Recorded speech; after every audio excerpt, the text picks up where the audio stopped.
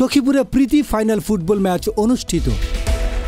টাঙ্গাইলের সখীপুরে প্রীতি final football match 2025 অনুষ্ঠিত হয়েছে। এতে সখীপুর একাদশ বনাম আইজি একাদশ গাজীপুর বাংলাদেশ পুলিশ অংশ নেয়। খেলার প্রথমার্ধে 2-1 গোলে এগিয়ে থাকে সখীপুর একাদশ।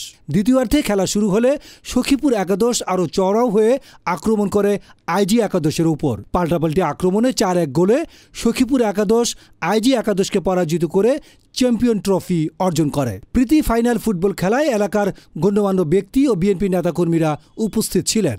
আমাদের যে তরুণ যুবকরা এই আয়োজন করেছে তাদের আমি ব্যক্তিগতভাবে বাংলাদেশ জাতীয়তাবাদী দলের পক্ষ থেকে আন্তরিক ধন্যবাদ, অভিনন্দন, মোবারকবাদ জানাই এবং আমি আশা করব খুব দ্রুত সময়ের মধ্যে আমাদের শহীদ প্রেসিডেন্ট জিয়াউর রহমানের